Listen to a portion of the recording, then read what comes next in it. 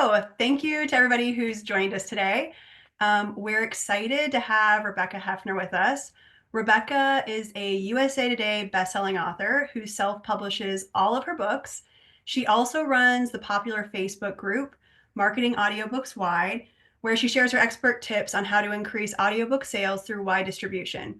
So we're very lucky to have Rebecca here today to give us insights into her top marketing strategies, and she's also going to answer questions directly from you all at the end. So please add any questions you have throughout the webinar to the chat, and we'll save those for the Q&A after Rebecca gives her presentation. Rebecca is also giving everyone attending today's webinar a free copy of her Wide Audiobooks Guide, and you can find a link for that in the chat today too. So with that, I'll pass it on to Rebecca. And Rebecca, thank you again for being here with us today. Awesome. Well, thank you so much for having me. I love talking about audiobooks and wide audiobooks. So it's nice. I know you lovely people at Authors Republic distribute to a lot of different audiobook retailers. So yeah, thanks for having me. Okay, so I figured that what I'll do is there is so much involved with wide audiobooks. And I'm assuming we'll have a mix of people today on the webinar who maybe have lots of audiobooks published or who maybe are just starting out with Authors Republic. But yeah, I prepared a slideshow just to give some basics. Now, if I prepared a slideshow on everything on wide audiobooks and direct audiobooks, it would be 4 million slides. So I just made a kind of a quick presentation that I'll go through. And then what I'd really like to do is hopefully people will have questions, and then I can answer everyone's questions and we could go from there. Okay, so let me share my screen. And what I'll do is I will pull up this webinar. Okay, so Lindsay and the lovely people at Authors Republic made this graphic for me, so thank you. Okay, so what I'm going to talk about today are just 3 basic things with wide audiobooks. Okay, whoops, hold on, sorry. Welcome to me using technology, fun times. Okay, let me move this out of the way here. Okay. So number 1, I'm going to talk about maximizing your audiobook sales by being wide on multiple platforms. Number 2, I'm going to talk about ways to increase your sales on some of the individual platforms. And number 3, I'm going to talk about how to use paid newsletters, ads, and listener magnets to increase your wide and direct audiobook sales. So finding success as a wide audio author really means that you have to be everywhere. So a lot of authors, when they first start out, I coach a lot of authors on how to find success with wide audio. And I think there is a misconception out there that if you decide not to be exclusive with Audible, and you still, of course, I still publish my books on Audible. I mean, the visibility is something that you want.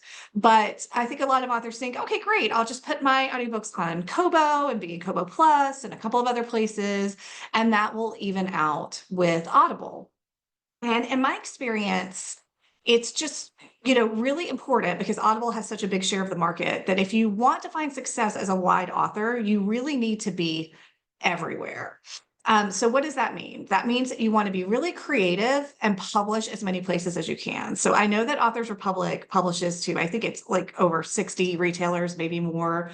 That's fantastic because there are, not only the big retailers like Kobo and Google Play and Apple and Chirp and all of those, but then of course you've got your library apps like Hoopla and Overdrive, and then you've got all of these smaller apps like Scribd and all of these different things. So it's very important that when you are wide, that you are really getting your audiobooks everywhere.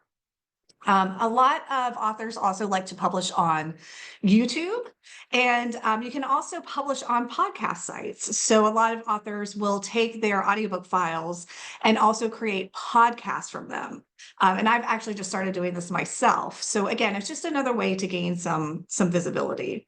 With YouTube, one thing to remember is that they do have very strict guidelines. I am a steamy romance author, so when I put my audiobooks on YouTube, I have to go in and edit out my steamy love scenes, which takes forever. So if you have violence in your audiobooks, you want to be careful not to put that on YouTube either. They will ban your channel. So you just want to make sure whenever you publish to all of these different websites that you know their terms and conditions and know, what they accept on their platforms. And then also being wide means being in pool services. So of course, there are different pool services that Spotify offers. They give the 15 hours per month for people to listen, and then you get paid for that. Kobo Plus has a fantastic subscription program. And then of course, there are the library programs like Hoopla and Libby.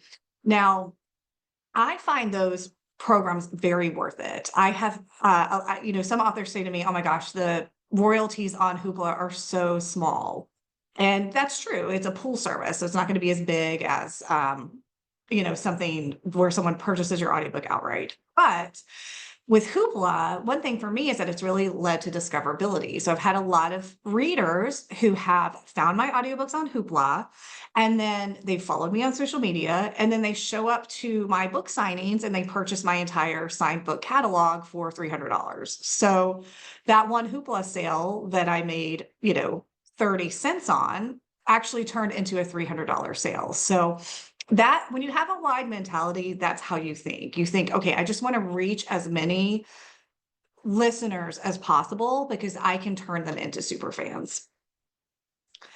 Okay, so ways to increase your sales on each platform. So this is something that if you're going to be wide, and I know this sounds like a lot of work, but once you learn it, it's really not that difficult. But each retailer has a different type of buyer. So this is what I've learned as I've, now I have over 40 audiobooks published under multiple pen names. And this is what I've seen from these different retailers. So Chirp, for example, which is one of my highest performing retailers, they are a discounted audiobook site. So what's important there is that you want to get selected for their featured deals and their freebie Fridays. They also really like box sets. So for Chirp, what I do with my books is that I will box up my audiobooks into 3 audiobook box sets, and I submit those constantly for featured deals. And so therefore I usually always have at least one featured deal running, because I am creating these box sets, which Chirp really likes. And I don't distribute those box sets to any other retailer except for Chirp, right? Because I am creating those audio box sets specifically for the purpose of getting a Chirp featured deal. And then when you get a Chirp featured deal, what you want to do is put the rest of your catalog on sales, because again, Chirp is a discounted, deal site. So people want to, while they're already there purchasing your box set that's being featured in a featured deal, they can then purchase the rest of your catalog. So that's how I do well on Chirp. And again, I only distribute a lot of these 3 audiobook box sets only to Chirp. I don't distribute them anywhere else. Now for Kobo, of course, this Kobo Plus is their big subscription program, and that's where I get a lot of traction on Kobo. So audiobook listeners are binge listeners. So you definitely want to have your books in Kobo Plus. Sometimes authors ask me, is that going to cannibalize my sales? And I think what people need to realize is that subscription listeners are completely different from listeners who purchase. Those are 2 types of customers, 2 types of readers, and you can get both of them on Kobo. But if you're not in Kobo Plus, you're only going to get one of them. You're only going to get the people who purchase. So for me, I have not seen any any cannibalize my sales by being in Kobo Plus. I make really nice revenue in Kobo Plus, and I also still get audiobook sales there. Now with Google Play, the way to be successful there is they, number one, they offer series bundles. So you're able to bundle your audiobook series together and give a discount the more audiobooks they buy. So for example, I have a 13-book romantasy series. So if they buy, 4, they can get a 10% discount. If they buy 8, they can get a 15% discount, etc. So series bundles do really well on Google Play. And then of course, Google Play is a search engine. So you really want to juice up the algorithm there. You want to put, so for example, my audiobooks on Google Play, book 1 in my romantasy series, I have the title of the audiobook, and then I have afterward in the title, it says a steamy enemies to lovers romantasy saga or something. So like that's just like chock full of keywords. So that's how you really increase your discoverability on Google Play. And then on your direct store, so like I said, I have multiple pen names. I have multiple direct stores because apparently I like working all the time. But so I have a Shopify store for Rebecca Hefner, and then I have a PayHip store for a smaller pen name that I have. And both of them, I have bundled my audiobooks, and I sell definitely the highest selling products I have on both of those stores are my audiobook bundles. And what's important for your audiobook bundles is that you really take advantage of, different upsells and different flows to ensure that you are following up with each customer that purchases and reminding them that they can buy direct from you. They can buy in bundles for a discount, much cheaper than they would get on any other platform. And then there are a million other sites. So Barnes and Noble and Apple and Spotify and all of these other, I mean, there are so many audiobook sites, audiobooks.com. For me, the most important thing for these sites is metadata. So it's important to make sure that you have your series, your audiobooks listed in series on all of these platforms. Apple has a really nice series feature that helps people to purchase in the series, and Barnes and Noble Nook does as well. A lot of times when I run these promos, sometimes I see that people don't have their audiobook connected to their ebook on Barnes and Noble, and it really helps to make sure you have those connected because it really does increase your sales. So that's something where you want to make sure the metadata matches up. Otherwise, they'll list them separately.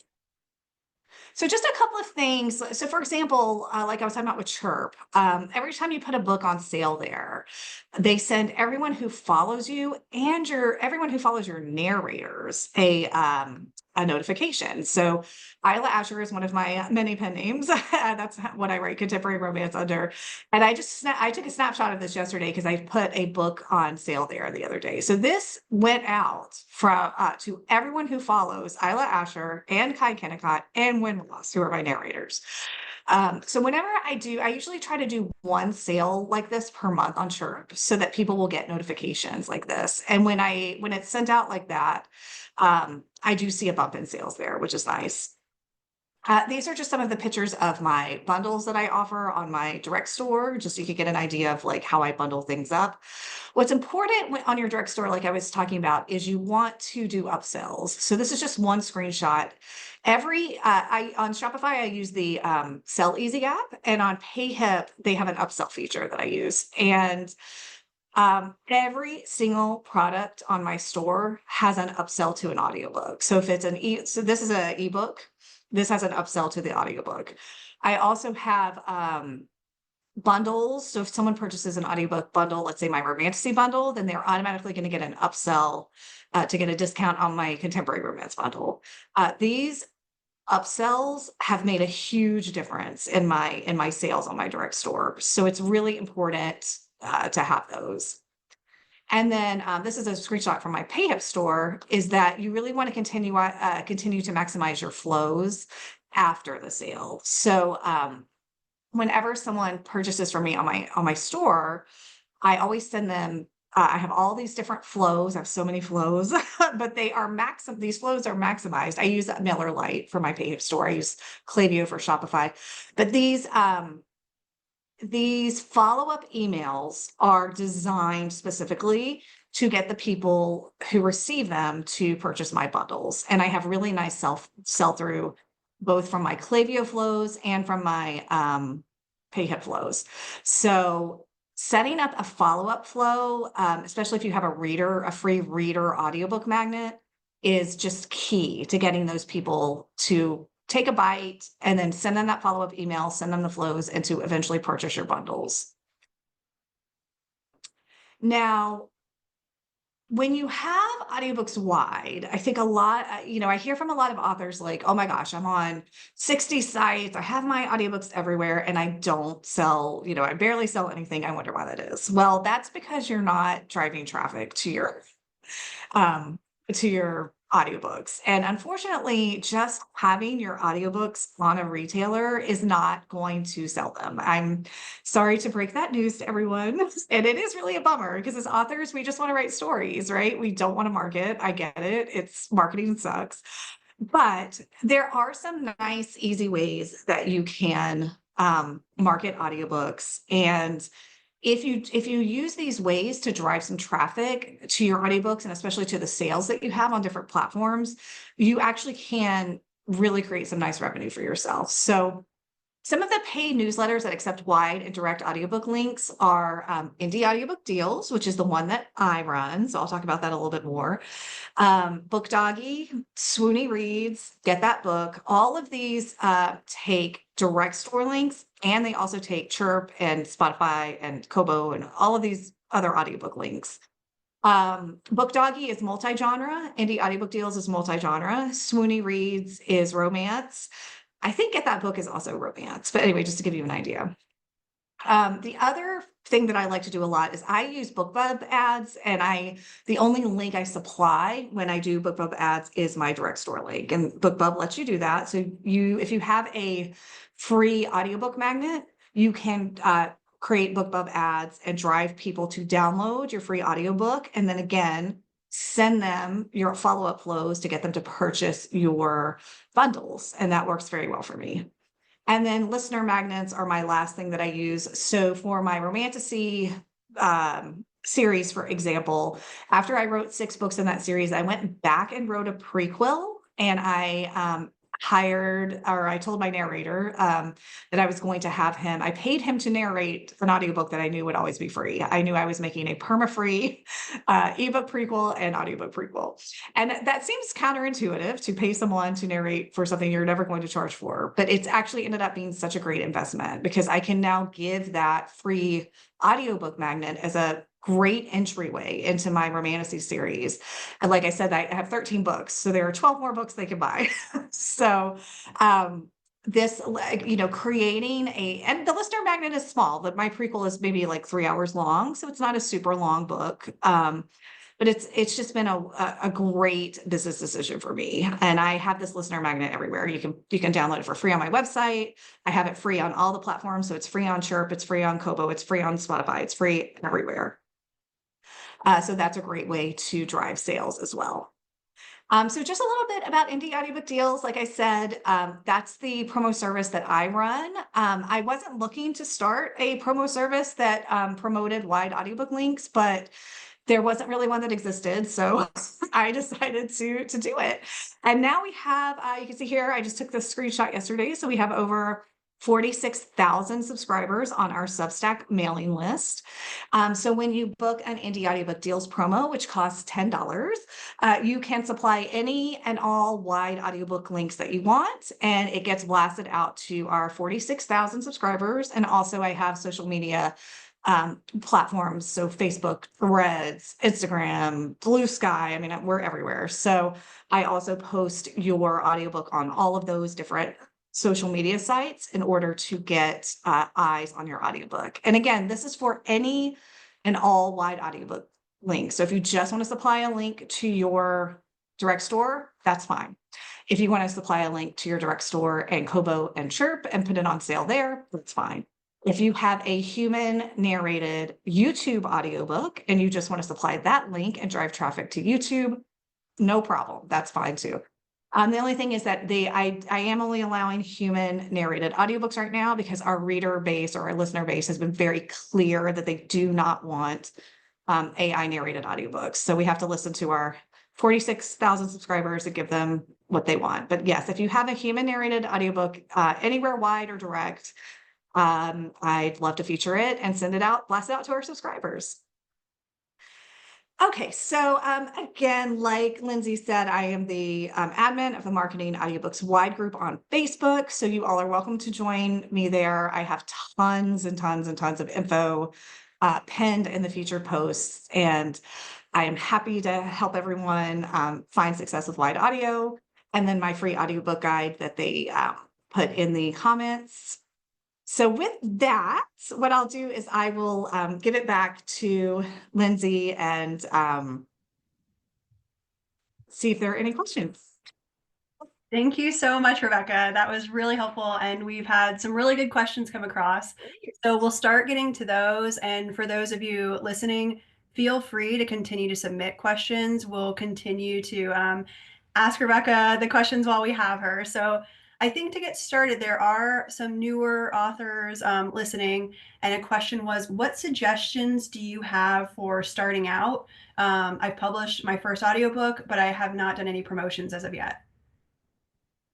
Okay. Yeah, that is a good question. So honestly, if you only have one audiobook out, my first suggestion would be to if that is an audiobook in a series, to actually get more audiobooks out before you start marketing, because audiobook listeners are generally binge listeners. So if they like your story, if they like your audiobook, they're going to want to buy more. And the sell through is where you make money marketing audiobooks. So you always put your first in series on sale for 99 cents or make it free. And then you get people hooked, and then they purchase more, or they go and binge listen in Kobo Plus or whatever. So honestly, my advice would be, it's not that you don't want to market your audiobook. Definitely, like, make an audio sample. You can use Headliner, you can use Canva to make samples of your audiobook. Publish that on social media and get the word out that way. But I wouldn't actually spend any money on marketing until you have a couple more audiobooks, so that you can get the sell through, because that's where you're going to make your revenue. So I hope that makes sense. Yeah, I think so. And I think it might lead to another question too. What are some of the bigger mistakes that you see indie authors making when they are marketing their audiobooks? So that I think kind of speaks to one if you only have one audiobook, but are there others? Yeah, I think so. I think the one thing that I've realized that people try to do is they try to market their audiobooks to the same.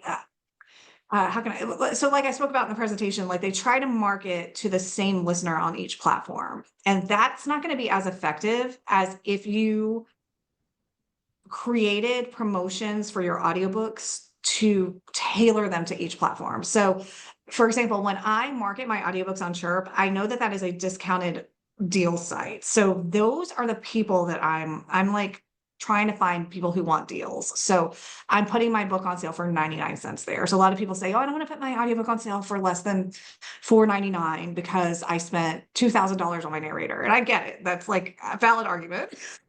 But people aren't coming to Chirp to pay $5 for an audiobook. They're coming to Chirp to pay 99 cents for an audiobook. So what you're doing, unfortunately, is you're not knowing your buyer. So if you put an audiobook on sale for 99 cents there, you're going to draw a lot more people in. Then they're going to listen. Then they can go on to buy the rest of your audiobooks. So like it's sort of that, or other mistakes I see people make are like, I don't want to be involved. I don't want to be in this program because the royalty is so low, or this program because the royalties whatever. And I get it. You have to do what's right for your business. Not every platform is right for everyone. But for me, like I said, like Hoopla, they have such low royalties on the initial listen. But I've been discovered by so many listeners. My audiobook catalog has been discovered by so many listeners on Hoopla who have gone on to become super fans that buy all of my special edition signed covers. And like, I've just made thousands of dollars from Hoopla because people have discovered me and become super fans. So I think it's like, again, just not having the short-sightedness of like, oh, I'm only making 30 cents on Hoopla per listen, so it's not worth it. Like things like that, where I think people just don't see the big picture, can sometimes be mistakes that people make. That is really helpful. Yes, and we find a lot of people really appreciate wide distribution for those libraries like Hoopla and finding that discoverability. So that's a really great point. And then we did have some questions when you mentioned YouTube. And there was a question, I'd like to know more about the benefits of uploading audio to YouTube. Is this free for listening? Do you put all your audio there, or a first in series title only? Okay, so this great questions. Okay, so YouTube The way that YouTube works is you can upload as many audiobooks as you want there. Again, just make sure that you edit out steamy stuff or violence because they will ban your channel. And then YouTube will monetize you once you have 1,000 subscribers. So once you have 1,000 subscribers, you then can insert ads. So YouTube will show, just like we all watch YouTube and we all see the ads as we're watching videos. Well, as people listen to your audiobooks on YouTube, they'll have the ads in your, interspersed in your audiobook.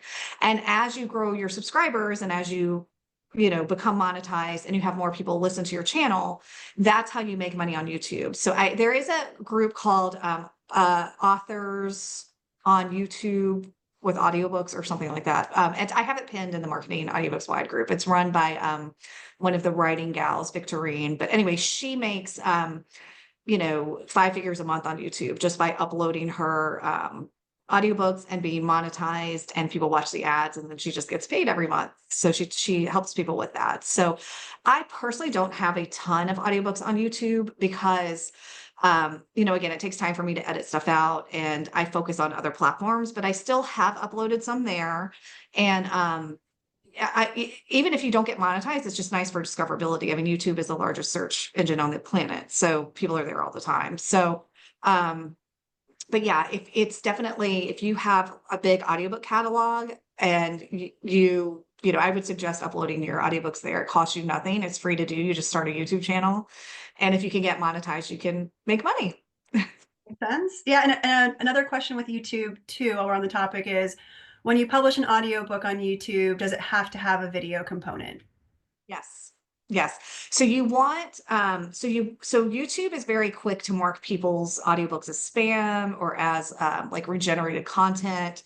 So what I do is in Canva, I just go in and I do the YouTube thumbnail and I just put, you can look at my YouTube channel. It's Rebecca Hefner books or something, whatever it is. You can find me on YouTube, but Rebecca Hefner fantasy author, maybe, I don't remember. But anyway, what I do is I go into Canva and I make a thumbnail and I always put some moving parts on the thumbnail. I usually put waveforms that show that it's an audiobook. And I just have that loop over for the entire audiobook. So YouTube definitely wants you to have a visual and they don't want it to be still. It needs to have some sort of movement in some way. And that is the way that you're going to ensure that they don't think it's spam. And just so you know, YouTube will still sometimes demonetize authors and say that they don't have the rights to upload their audiobooks or what have you. So then you have to go through an appeal process. So they're just like anything, it can be difficult there, but yeah, my advice is if you just go into Canva, make a moving video graphic that you can put, it doesn't have to be, fancy, and put that behind your video. So that when you upload to YouTube, you've got some moving pictures in there. Okay. And I suppose to your point about sometimes Google can take down a video, that seems like just another reason to be wide. If that were to happen, you're Yes. not fully reliant on YouTube. You've got other streams as well. So obviously it'd be a hit if Yes. that's one of your main sources, but it's not the only source. Exactly. Exactly. Yeah, that's why being what you just never know where you're going to capture readers. I call myself a visibility author. Like I want to be everywhere because I just feel like you never know where you're going to find readers. So yeah, Yes, exactly. that's so true. And with wide in terms of obviously audiobook channels and distributing wide, but then with format, there's so many different ways that wide can be Yes. applicable. So okay. Questions keep coming in, so this is Great. exciting. And then let's see. Somebody asked, what about nonfiction, which usually are not a series? How do you recommend marketing them? Is it mandatory to artificially create a series? No, it's it's not mandatory. I guess for nonfiction, so I'm not a nonfiction author, so I'll say that it's not my expertise, but I do allow nonfiction books in the India Audiobook Deals promos. So you might want to try that. I guess what you would want to do is get eyes on your nonfiction audiobooks in ways that would ensure that people would look at your entire catalog, even if it's not in a series. So for example, if you can get a chirp feature deal, um, and then put the rest of your audio catalog on sale on Chirp, what's going to happen is that Chirp is going to drive a lot of traffic to that featured deal. While people are there, if they see your other audiobooks are on sale, even if they're not in a series, they're going to purchase them because people like deals on Chirp. Chirp also has a promotion called Freebie Friday that you can apply for, and you choose one book to be free, and then you can have 3 other audiobooks that you make $2.99. And then the way that Chirp sends that out is that they put those all 4 books in a bundle. And so what I've seen from Freebie Friday promos, they're some of the best return that I see, is that people just buy the bundle, right? So they're getting the free book, but they buy the other 3 books. So if you have, hundreds or thousands, whatever, of people buying your bundle, then you're going to get a really nice return on that. So that's what I would suggest. Like for Chirp, apply for those different types of promos, and then put one of your audiobooks on sale and then run traffic to it through, again, through different newsletter sites, or even use BookBub ads to run traffic to it. And I think you could still, the more eyes you get on it, I think you could still do well. Okay. And on the topic of Chirp, we had the question, are there any tips for getting accepted on Chirp? Somebody's been rejected 2 times in the past year, so wondering what they can do to better their chances. Only 2 times? Oh my gosh. Okay, so first of all, Chirp, I was rejected like 47 times before I got a feature deal. You are on track, whoever you are, awesome author. So yes, so when I first started applying, I mean, I'm not like a super famous author. I'm not viral on TikTok. So I'm always I'm like a hustler, like trying to figure this stuff out. So same, I would apply when I first got on Chirp, I applied with my individual audiobooks, and it was just rejection after rejection after rejection. So I took some time to look at their site, and I realized that they really like box sets. And so what I did is I started creating 3 audiobook box sets for my entire catalog, which is like a lot of books. So, for example, I have a small town romance series under one of my pen names. I boxed there's a 6-book series. I boxed the first 3 up, just so to have a box set, you have to have opening credits and closing credits for the box set as well, just so everyone knows that. So, but I asked my narrators very nicely to make them for me, and they did. And then I boxed up the box set and I submitted it for $2.99 for a feature deal, because my reasoning was, well, if I was going to submit an individual audiobook for 99 cents, then I'll submit this 3-book audiobook box set for $2.99, which is basically 99 cents for all 3 books. Now, again, I understand that some authors are like, wow, that's like a big discount for one featured deal for one box set. But the way that Chirp promotes your featured deal is that once I started submitting these box sets, I got accepted pretty much every time. And then I would just put the rest of my catalog on sale. And again, I only submit these box sets to Chirp. They're not on Spotify or Kobo or anywhere else, because that's not my listener on those platforms, right? So these are just specifically made for Chirp, specifically so that I can get featured deals.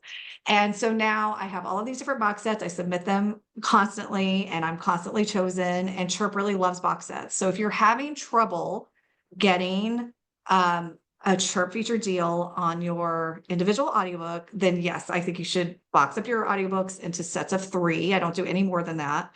It's always sets of 3, and submit those as featured deals at the $2.99 price point.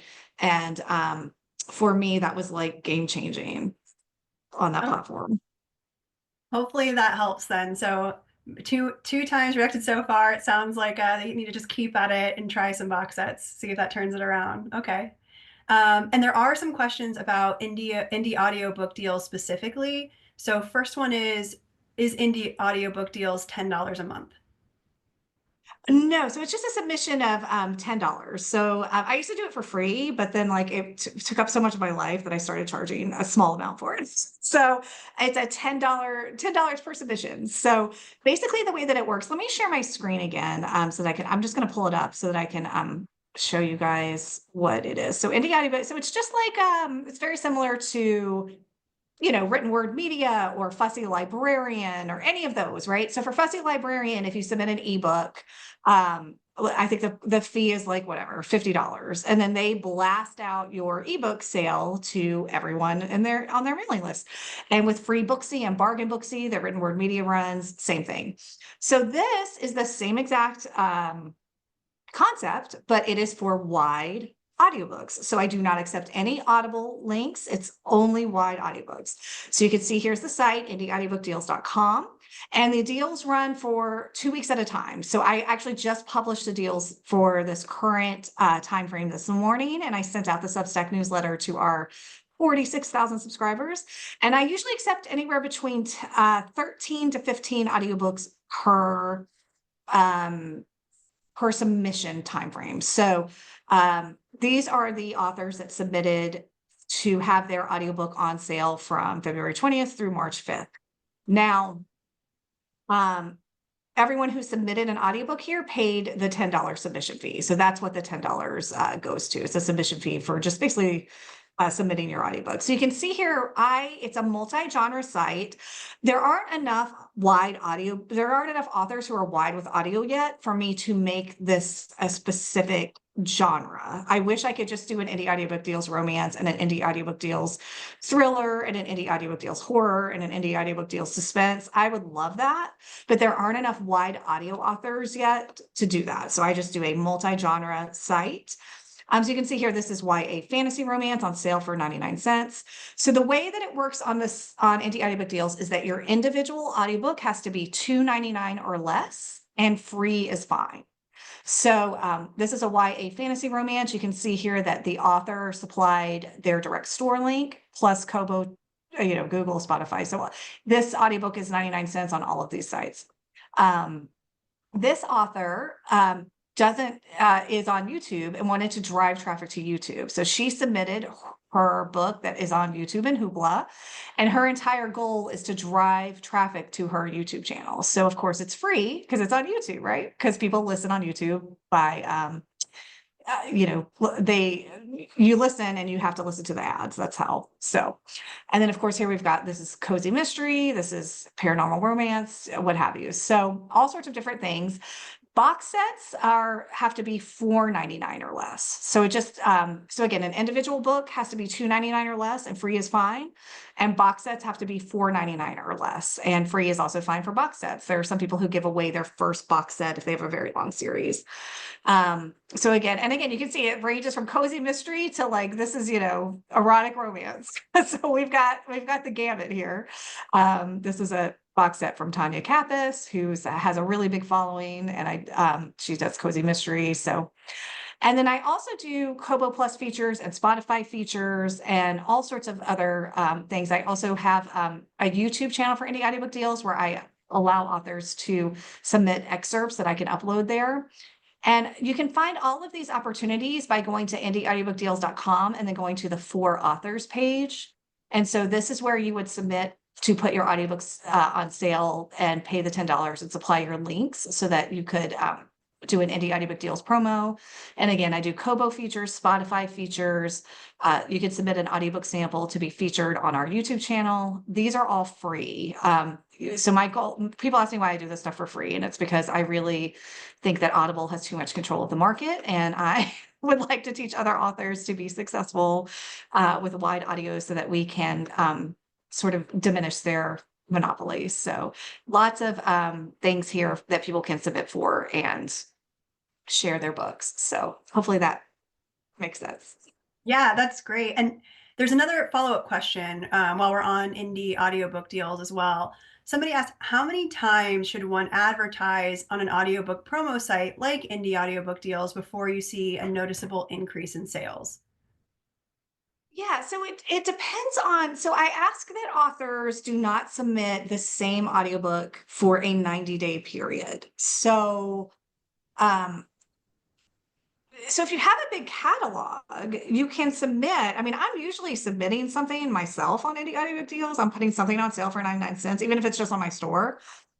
Maybe like every other promo but I have a lot of audiobooks. So for me, it's just a way to like remind people that my audiobooks are there, drive traffic to my store, get those people, once I drive traffic to my store, my Facebook pixel, knows that that's the type of reader, they can follow up with and all that stuff. So there's a lot of value in driving traffic, even if you don't get that initial sale, right? Because you're sending info to your Facebook pixel. There's all this stuff when you're sending people to your direct store and stuff like that. So if you have a big catalog, I would say, you want to you want to drive traffic. I mean, I always have something on sale for 99 cents. I usually do like the Kobo promos and like put something on sale for 99 cents there. And then while it's on sale for 99 cents there, I'll put it on sale on Sharp for 99 cents and on my store and just use an Indie Audiobook Deals promo to drive traffic there. So, but again, if you have multiple series, you would do like a sale on one book and one audiobook in your series 1 month. And then maybe the next month or the month after that, you would pick a different series to put that audiobook on sale. And that so that you're not bombarding people with like the same series over and over. So I hope that makes sense. Yeah, yeah, I think that makes sense. That's helpful to cycle through as well. Um, and since we've been talking a lot about box sets, naturally there's questions about box sets as well. Sure. So are you able to submit box sets that are different books so they are not part of a series? Yeah, I mean, you can make a box set out of anything. Listen, I have so many audio, you can make a box set out of anything. So I have 3 romance pen names. So one thing I'm going to do eventually in the time I don't have in my life is I'm gonna create a box set that is first in series from all 3 of my author names, right? And I'm going to call it whatever, the Steamy Romance box set. And it'll have, I'll put a description and, in the description of when I submit it, it'll be, get these series starters from author this and author this and author this. Most people aren't going to know that it's the same person. And start the series, what have you. So yes, you can make a box set out of anything. And you can do this with ebooks too, by the way. So like a lot of people make like first in series ebooks so that they can get a box sets so that they can get a book deal on that. Like this is what I'm saying of like, it's so important to be creative as an author because there are so many ways. If you have this, catalog of products, it's so much harder to keep creating new products all the time, which Mhm. we all have to do, right? We all have to produce more books. But in the meantime, because we're not machines, what you can do is if you're creative with the catalog you already have and you box that up and you find creative ways to put them together to market them to people, then you're creating new products out of the products you already have. So like that, yeah. So you can make an audiobook box set out of anything you want. I mean, you could, I write a lot of like enemies to lovers. So I could take from all my different series and create an enemies to lovers audiobook box set and then submit that for a featured deal on Sharp. So yeah, like the possibilities are endless if you get creative. Yeah, no, that sounds like a good way to just keep those titles in front of people as well and just engage people who might be interested in a certain genre or trope or that sort of thing. And with the box sets, would a 2 book box set be too small or is that totally fine? No. Nope. So under one of my pen names, I just have one series that's only 2 books. So I made that a duet or duology, whatever you want to call it. And yeah, I put that up on Chirp and I got feature deal the second I submitted it. Like I'm telling you, they love box sets. So a duet is fine or a duology is fine. And a 3 book box set is fine. And you can do more than 3 books in the box set. That's totally fine. The reason I don't like to do more than 3 books is because again, Chirp is a deals site and you have to give your box sets away for so cheap to get a featured deal. So for me, 3 books at $2.99 is my sweet spot. But if you're someone who has like a 20 book series, I mean, sure, box up the first 6, do whatever you want to do. I mean, you can do more than 3. That's just my sweet 2 and 3 is my sweet spot. So authors should play around with what works for them. Okay, great. And we also have kind of backing up even to the idea of wide. Somebody's asked, I don't think I understand what wide really means. How wide is wide enough? Yeah. Well, so what I mean, so in basic terms, why just means not exclusive to Audible, right? So Audible is the monopoly, they are the market leader, but this is slowly changing. So Audible is starting to not be the market leader. Well, no, they're still the market leader, but they're starting to lose tiny percentages of their market share. And they know this. This is why they're starting to make some changes. Like they put out this announcement, like people are going to get paid 10% more or something. I don't know. I'll believe it when I see it. But anyway, the point is that you're either exclusive to Audible or you're wide. So that's what I mean when I say wide. So for wide, in my opinion, the way you're going to maximize being wide means that you get your audiobook everywhere you possibly can. And yes, that means having a direct store, which I understand. We're authors, we're storytellers. We didn't get into this to become like marketing business people. Like that's not why we became authors. But if you really want to maximize and get the maximum amount of eyes on your catalog, you really need to be everywhere because different listeners buy, you have different types of listeners that buy from different places. So for me, again, every author has to do what's right for them. Some authors don't like the library apps and they choose not to distribute there. And some authors don't want a direct store. I get it. Like, do what works well for you. Everyone has to do what works well for their business. But for me, because I am such a big believer in being wide, I bit the bullet and started my direct stores under both pen names about a year and a half ago. And just so everyone knows, I didn't want to open a direct store either. So like, I'm not sitting here like, I understand how difficult it is to be an author in today's environment. It's not easy. Like, we just want to write stories. But opening direct stores for my multiple pen names has literally reinvigorated my business and been the best decision I ever made. It was an extremely long learning curve, and I'm happy to. I offer consults on both direct selling and wide audiobook marketing, and the link is in the back of that wide guide if people want to like book time with me. So I'm happy to tell people like what my direct store journey has been like and what my wide audio journey has been like.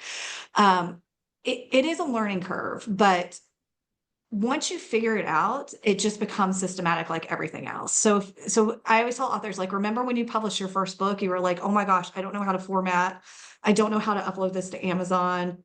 And now you can do it in your sleep, right? So that's what being wide is like. And that's what having a direct store is like. In the beginning, it was excruciating. And now I can do it in my sleep. So it's just, I believe that you should really try to be as wide as possible. That's just my personal opinion. It might not work for everyone. Yeah, there's a great overview of being wide. And obviously at Authors Republic, we're big proponents of going wide and just reaching as many, in our case, audiobook channels as possible to diversify revenue streams and also to just bring competition to the market as well. So you Yes. never know where Yes. your listeners are going to be either. For one Yes. particular channel works well for a certain genre or series or audiobook, and it could be something else for the same author, but just a different book. So Right. um, and before we get too far away from Audible and Amazon, there was a question about them. If I have audiobooks on Audible, should I consider promoting them with Amazon ads, or have you found them to be too costly? So I take a lot of Nicholas Eric's Amazon courses. So if you guys don't know him, Nick Eric, he has a free newsletter and he sends out free like courses on how to do Facebook ads and how to do Amazon ads. And I just follow his advice because I'm not an ads expert. I do okay with ads, but I'm not an expert like he is. His advice is to not market Audible audiobooks with Amazon ads because he says that the return is just not there. That if you're going to use Amazon ads, you really should just market ebooks and not so that's the advice I would give you from someone who is an ads expert, which is Nick Eric. Um, as far as marketing your Audible audiobooks from like Facebook ads or BookBub ads, you can try that, but your Audible buyers are subscription buyers. You're only going to get a credit. So I have found that I don't market my Audible audiobooks at all. I haven't in years. I barely even check my statements. Like I make a consistent income there because I have it's like Whisper Sync. I get a lot of Whisper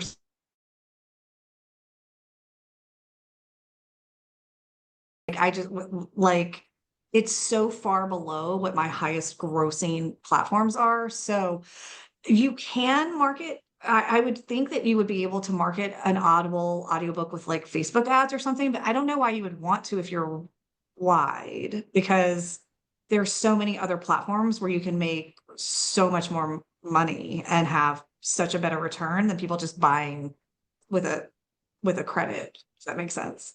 Yeah, yeah, that is helpful. Yeah, and when you do try ads on like Facebook, for example, you could share to multiple sites or even indie audiobook deals like you were just showing. It doesn't have to just be one, it could be multiple different sites where Yes. a reader or listener could choose their preferred channel. Exactly. And the one thing, like I said, I don't allow Audible audiobooks and indie audiobook deals. First of all, because you can't control your price there. So you can't put your book on sale there.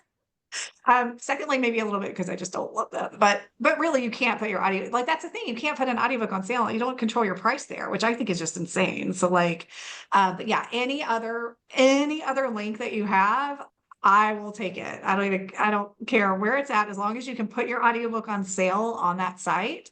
I'll put as many as you want, or I'll just put one, whatever you want. Like, because I'm just a big proponent of let's get traffic to wherever you have these audiobooks and wherever you think it's important to drive traffic. So, Yeah. And we did have another question on indie audiobook deals. Somebody has a nonfiction book. Are they able to submit for an indie audiobook deal? yes. Okay. Yes. So I accept nonfiction books. And again, the submission is $10. So and I track every link. So after the promo is over, I'm always happy to send like how many clicks your book got. So some of our nonfiction, I never like guarantee that you'll get any sales. You'll definitely get traffic, which sometimes is also super helpful because then you have people, just getting eyes on your audiobooks and getting visibility. So nonfiction is probably not like our highest performing genre on indie audiobook deals, just to be completely transparent. I mean, romance is definitely like super top on indie audiobook deals, and then cozy mystery, and then thrillers, and then but with that being said, if you don't submit your nonfiction audiobook for promotions like this, you're not going to get any eyes on it. So my thought is always, that's why I accept nonfiction audiobooks. Because my thought is you spent the time to make this audiobook, let's at least get some traffic to it. And hopefully if you do get some sales, or if you're in Kobo Plus, what we do see is that it does lead to like Kobo Plus listens and Spotify listens if people have Spotify Premium and you're on Spotify. Um, Hoopla checkouts if you have like your nonfiction book on Hoopla. So yes, I definitely accept nonfiction submissions and would love to have you and give it a try. And somebody asked if you're willing to share, do you sell more audiobooks or physical books and ebooks?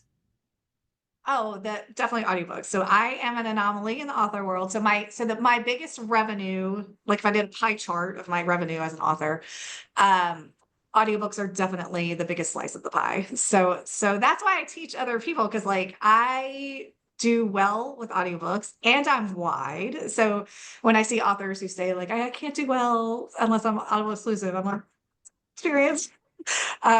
So yeah, audiobooks are my biggest revenue generator in my author business. And I spent years figuring it out. And once I figured it out, I realized, um, if I can do it, anyone can do it. Because again, I'm not a like super famous TikTok viral author.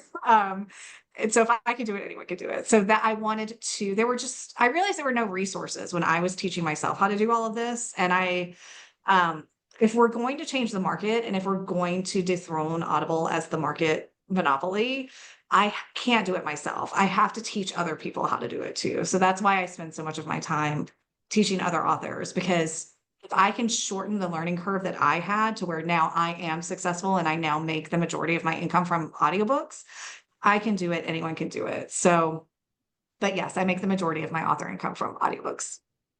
Oh, thank you. And we have some specific questions around Chirp. Obviously, we talked a bit about Chirp already, but somebody's mentioned that they've been fortunate enough to get Chirp feature deals, and they typically discount the two books in the series following the one that's on sale at $2.99 in Chirp only. Should I knock those prices down to 99 cents instead, or should I discount the entire catalog to $2.99? Oh, that's a great question. Okay. So again, it's everything is so with pricing, I'm always very clear to say that everything, there's no blanket pricing strategy for every author is different. Every author writes different genres. So I'll say this with I'll just give you my experience of what I do. So when I have a chirp feature deal on an individual audiobook, it's usually at 99 cents. I have tested over the years putting my entire catalog on sale at various prices. So when I have that 99-cent feature deal, I always put my entire rest of my catalog on sale. And to be clear, it is time intensive, right? I have to go, I mean, I have lots of audiobooks, so I have to go through and do the promo price for each one. But once you do it, then it's done. And I have it run the entire time my feature deal is running. So if my book is a feature deal for 99 cents, I have tested putting my entire catalog on sale for $2.99, $3.99, and $4.99. For me personally, where I get the best return, the most revenue made is when I have a 99-cent individual audiobook and put the rest of my catalog on sale for $4.99. So I make all of the other individual audiobooks $4.99. And then I have my box sets because I have a lot of box sets now, right? Because I've created a lot of box sets on Chirp to get feature deals. Those are listed at 24. All of my 3-book box sets are listed at $24.99. So when I have a feature deal, I drop my box sets to $9.99 from $24.99. So that, after lots of testing, that is what worked well for me. So, because when I put everything else on sale for $2.99, I ended up getting more sales, but not enough to make up for the profit that I lost when I had everything on sale for $4.99. So I got a little bit less in sales at the $4.99 price point, but because the price point was double, I actually ended up making more revenue. So that's why I do it that way. So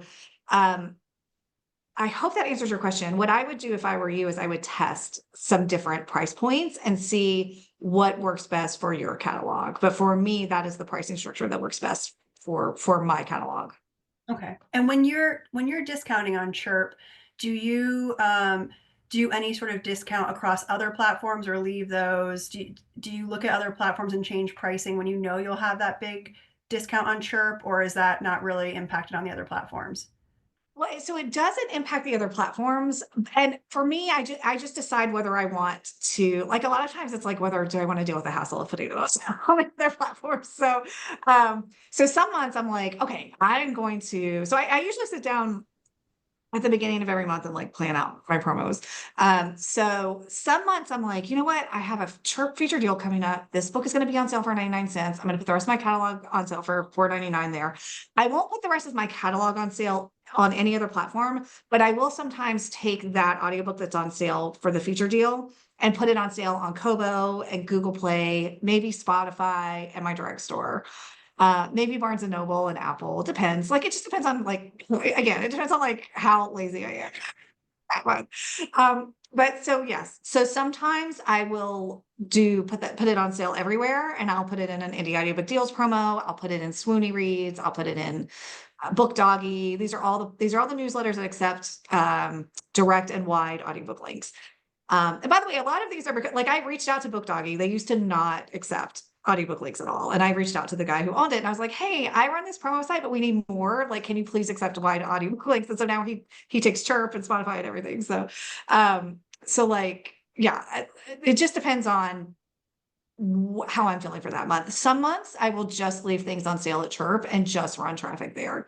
Um, so again, it really just depends on, yeah, what I'm feeling for that month. Okay, yeah, that's helpful. Another question for about indie audiobook deals specifically, do you have any children's book buyers among your 46,000 subscribers? So that's one that I had. So I have a narrator who she does a lot of children's books and she reached out to me and I told her, I said, look, I think I don't want to waste your money. Like even though it's only $10, I think I don't think we have children. I think that's the one genre that we don't have. However, I do free features also. So I do a free Kobo Plus feature and a free Spotify feature during every cycle. And those you can submit to for free. So what I suggest is if you have an audiobook in Kobo Plus, to submit a backlist audiobook, because when you do a Kobo Plus feature or a Spotify feature, you don't want the book to be on sale. You just want it to be, so people can listen with their premium Spotify or listen with Kobo Plus. Um, so if you have a children's book, and this is what I told this narrator as well, I would suggest that you submit it for a Kobo Plus promo or a Kobo Plus feature or a Spotify feature, and that's free, and that's probably the best bang for your buck you're gonna get. Because I don't think children's books. I think that's the one genre that we probably don't have. We probably have the least interest in that. Okay, well, it's fair. It's good to know too. So as there's all these different resources to check out, that's good to keep in mind. But there's other options as well, like Kobo Plus. Yes. And I know we're coming up to the top of the hour. If there are questions, which we will not be able to get to all questions, we will try to answer them following this webinar. Maybe there's some that we can send to Rebecca to have her get in touch with those of you that have asked. But maybe to finish off, there have been some more pricing questions, which I think is always top of mind. So can you put a sample chapter up for 99 cents rather than the whole book, or do listeners just really hate that? You wouldn't want to do that. Yeah, you wouldn't want to do that. When you put it's just like putting an ebook on sale for 99 cents. Like, I mean, I just look at audiobook marketing the same way that I look at ebook marketing. And so yeah, you wouldn't want to sell I don't think you would want to sell a portion of your book for a discount. I would say if you have a series, give people the first one for 99 cents and let them get hooked. I mean, that's the whole goal. So that would be that'd be my advice. Okay. And then last question, I think, would it be worth uploading just the first couple of chapters of an audiobook to YouTube if you only have one book, and then link them to where they can purchase the full book? Yeah, you can certainly do that. So I did try that. In the beginning, I just put up a couple of chapters of some of my books on YouTube. You can absolutely do that. I did not get the same amount of views that I got when I started putting the full audiobook up. So that's just my personal experience. Maybe other people will have different levels of success with that. But sure, you can put audio samples on YouTube. You can create a short and make a YouTube short and put that audio sample on. I do that a lot too. I create shorts of my audiobooks and then I put them up on YouTube, to TikTok, Instagram Reels, right? So yeah, I mean, I would say be creative and try it, and you never know. Like maybe the more, of course, like YouTube with anything that has an algorithm, the more you post, the more you're going to get listeners. Right. So Yeah. Thank you. Well, we've had some sure. great questions. Thank you so much for your presentation and all of your answers, Rebecca. I know I've learned a lot, and any of those questions we were unable to get to with our time today, we will try to follow up. Please check out Rebecca's wide audiobook guide, which the link is there, and please take a look at indie audiobook deals, of course, to submit there. And Rebecca, is there anything else you'd like to add before we close out? I think that's it. I'm always like, join the Marketing Audiobooks Wide group on Facebook. I know like some people don't love Facebook anymore, but it's the only place I know to have a group like that. So please join us, and I'm happy to answer any questions. I love talking about audiobooks and helping authors with audiobooks. So you can reach out to me anytime. Thank you. Thank you so much. Thanks.